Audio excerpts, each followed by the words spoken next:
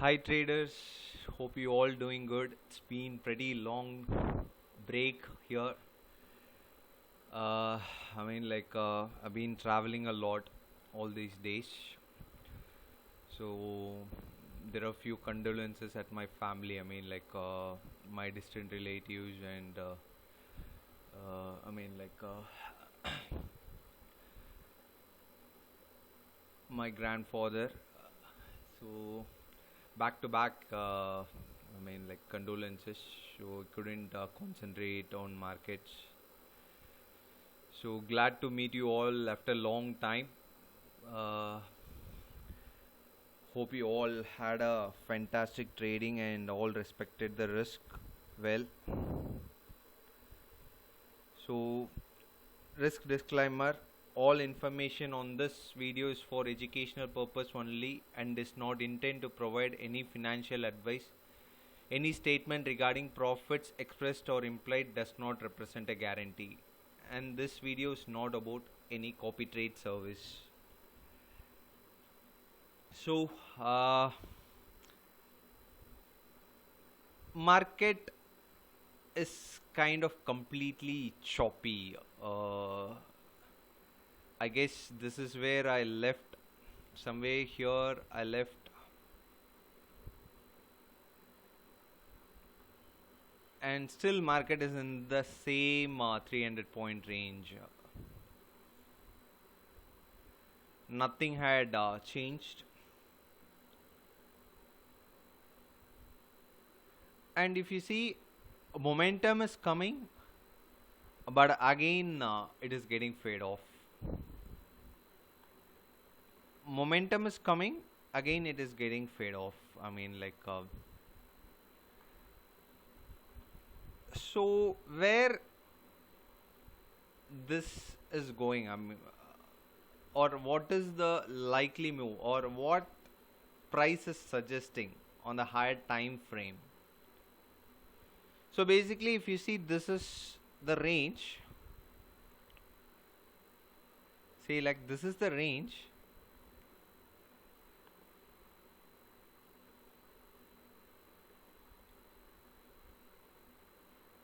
Yeah.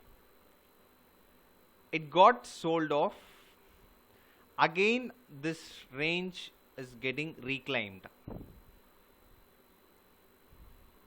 The range high been rejected and got sold off. Again, the range low is getting reclaimed. So tomorrow's opening is very, very important.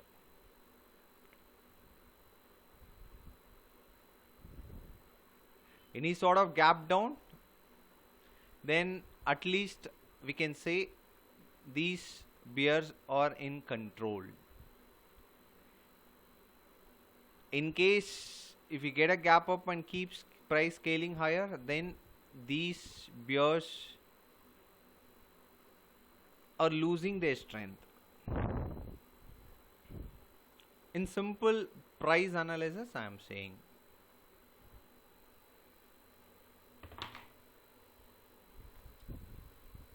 So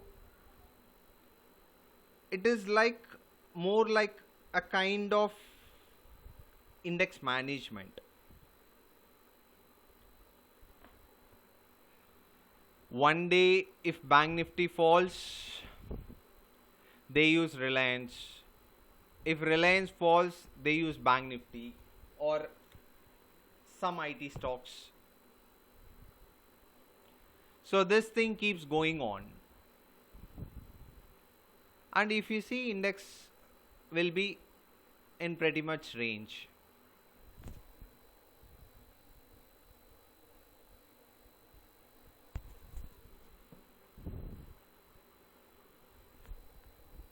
So, and this is the 50th episode. So I want to talk before, I'm giving my views. I want to talk about couple of things where a lot of people asked about option trading, especially option buying. So after a year of option trading on long side, on the buying side, two very important things is really helping me out. If you want to trade option, if I want to go into a option buy side, I really need a good range and a momentum environment, not a kind of choppy environment.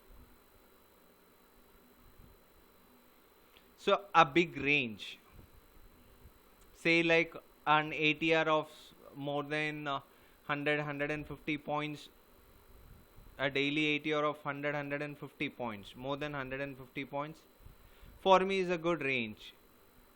When that is there, then obviously momentum is going to be there. Not these kind of range I'm talking about, where I gap up all of a sudden, getting sold off, then goes sideways. It should be tradable like this. Out of 5 trading days, at least you will get 2 or 3 like this, when the momentum and when the good range is there. So second thing is, I always see people love to buy cheap options. I mean like Ekado, like that. I mean like Hero or Zero. That's a kind of stupidity. Even I had done that. I won't say I didn't do that or I didn't give that. Sometimes yes, but still I feel that is a kind of stupidity.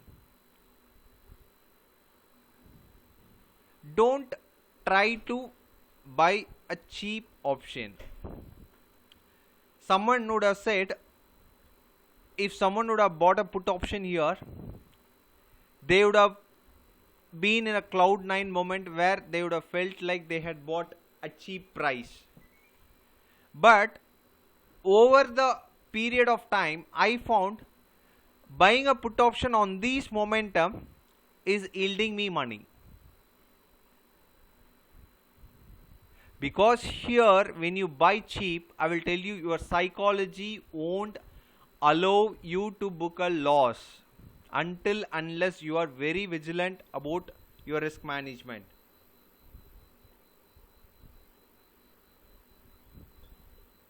What you're gonna do is, when you buy a cheap option, you will let that option expire 0, or what you gonna do, you will be averaging the losers. But here, once a momentum comes, it will keep on paying you off. You don't need to worry about that. Yeah, sometime this momentum will get fade off suddenly. That is not a problem, because your risk will be managed. So when you follow these 2 golden rules as an option buyer, your chance of losing is going to be very, very, very minimal.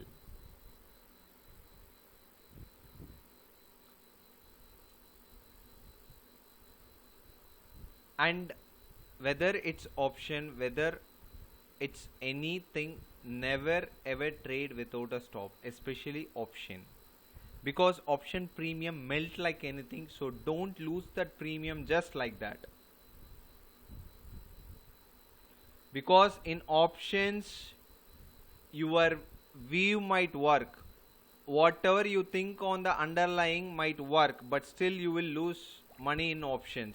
That is how the option pricing has been designed. So if you want to beat that only via momentum, you can beat that. So I will put lot of option themes like this in coming videos. Coming back to Nifty, what is likely, I mean what happened and what is likely to happen.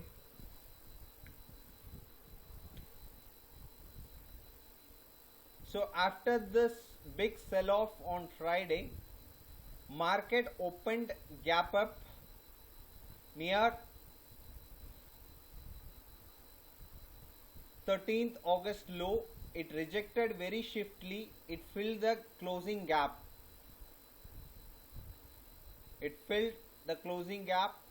Then rejected, scaled higher, then completely auctioned within the IB.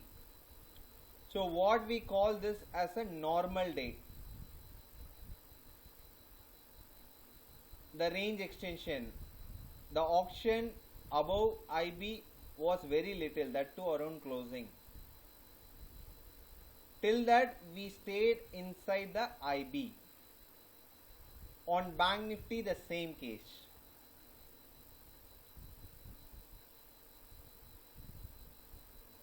A gap up came, filled the gap, closing gap, completely traded inside the IB. Then later it broke the IB, but it scaled, it came inside and closed here. So again, this is also a kind of normal day.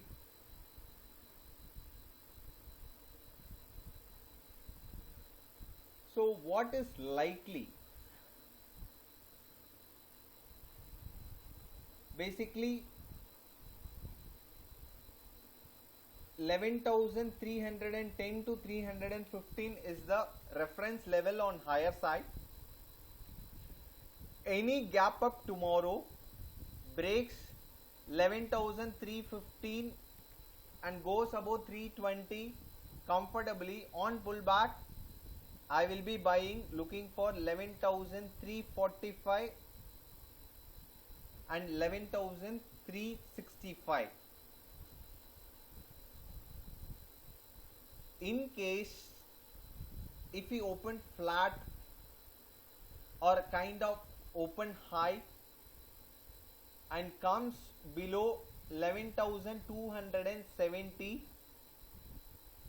on pullback, I will be shorting, looking for 11,245 and 11,220. If 11,200 breaks with momentum, then I'll be looking for this test of low and even 11,050. This VPOC likely to get tested. So tomorrow this zone is very, very important, and what it is likely to do in this zone will be a key thing to watch. On Bank Nifty, the same case,